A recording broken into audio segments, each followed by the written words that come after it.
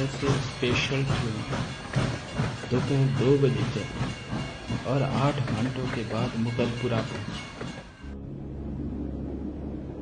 रास्ते में कई आदमी मारे गए, अनेक जख्मी हुए और कुछ इधर उधर भटक गए।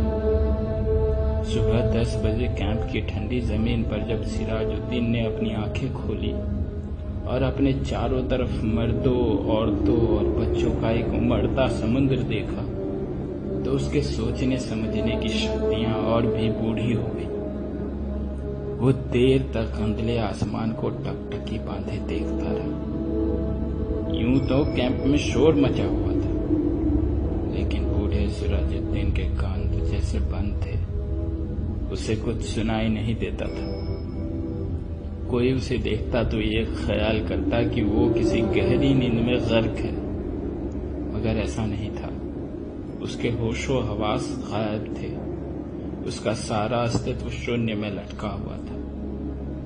कंधले आसमान की तरफ बगैर किसी इरादे के देखते देखते सिराजुद्दीन की निगाहें सूरज से टकराई।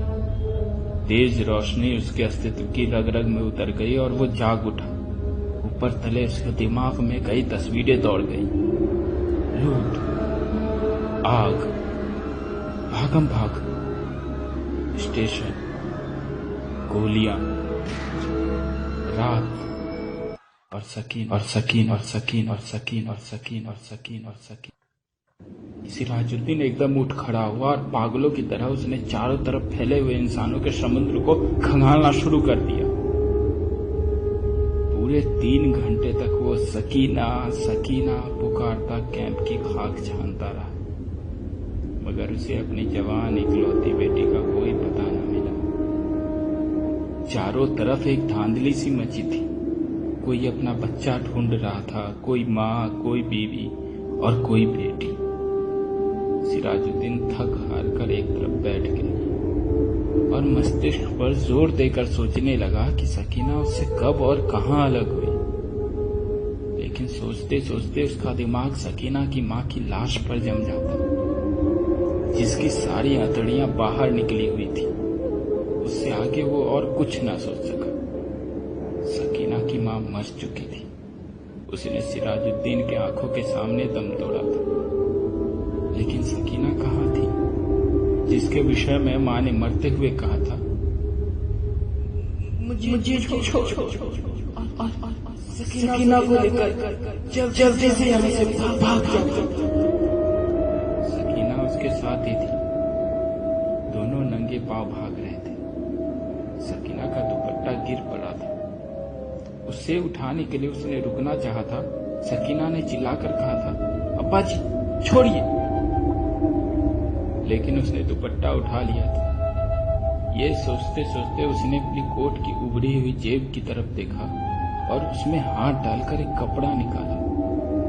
सकीना का वही दुपट्टा था, लेकिन सकीना कहाँ थी? सिराजुद्दीन ने अपने थके हुए दिमाग पर जोर दिया, मगर वो किसी नतीजे पर ना पहुंच सका। क्या वो सकीना को अपने साथ स्टेशन ले आया था? क्या वो उसके साथ गाड़ी में सवार थी? रास्ते में जब गाड़ी रोकी गई थी और बलवाई अंदर घुस आए थे, तो क्या वो बेहोश हो गया था जो वो सकीना को उठाकर ले गए? सिराजुद्दीन के दिमाग में सवाल ही सवाल थे, जवाब कोई ना था। उसको हमदर्दी की जरूरत थी, लेकिन चारों तरफ जितने भी इंसान फंसे हुए थे, सबको हमदर्दी की जरूरत थी। सिराजुद्दीन ने रोना चाहा, मगर आंखों ने उसकी मदद न की। आंसू ना जाने कहां गायब हो गए थे। 6 रोज बाद होशो हवास किसी कदर दुरुस्त हुए तो सिराजुद्दीन उन लोगों से मिला जो उसकी मदद करने को तैयार थे। 8 नौजवान, जिनके पास लाठियां थी, बंदूकें थी। सिराजुद्दीन ने उनको लाख लाख दुआएं दी और सकीना का हुलिया बताया। गोरा रंग है, बहुत खूबसूरत है, मुझ पर नहीं अपनी मां पर थी। उम्र 17 के करीब, आंखें बड़ी बड़ी, बाल स्याह, दाहिने गाल पर मोटा सा तिल। मेरी इकलौती लड़की है, ढूंढ लाओ, खुदा तुम्हारा भला करेगा।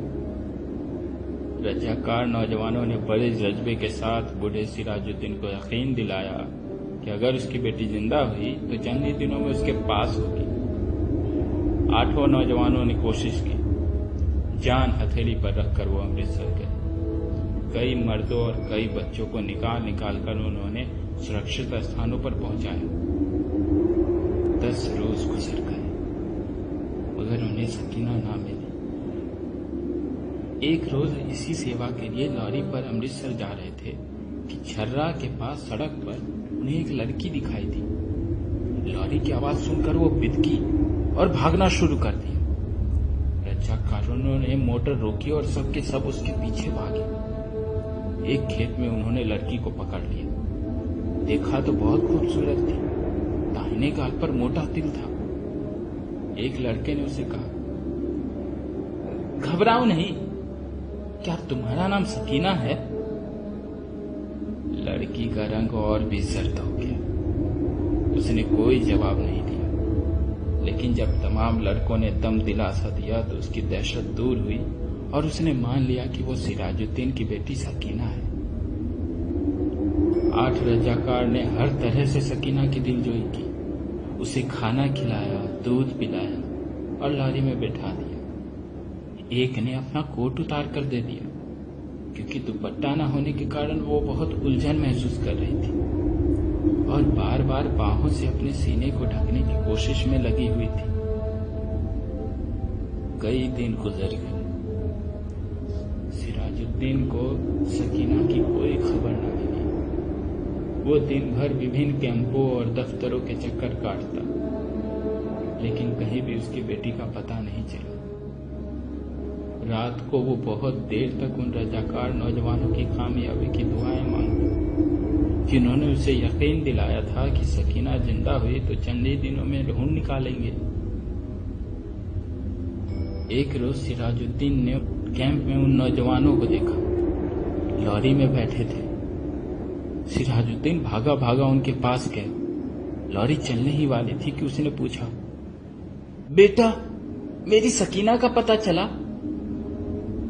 सबने एक जवाब होकर कहा, चल जाएगा चल जाएगा, और लॉरी चला दी। सिराजुद्दीन ने एक बार फिर उन नौजवानों की कामयाबी की दुआ मांगी और किसी कदर उसका मन हल्का हुआ। शाम को करीब कैंप में सिराजुद्दीन के पास कुछ गड़बड़ सी हुई। 4 आदमी कुछ उठाकर ला रहे थे। उसने मालूम किया तो पता चला कि रेलवे लाइन के पास एक लड़की बेहोश पड़ी थी। लोग उसे उठाकर लाए। सिराजुद्दीन उनके पीछे हो लिया। लोगों ने लड़की को अस्पताल वालों को सुपुर्द किया और चले गए। कुछ देर वो अस्पताल के बाहर गड़े हुए लकड़ी के खंभे के साथ लगकर खड़ा रहा, फिर आहिस्ता आहिस्ता अंदर चला गया।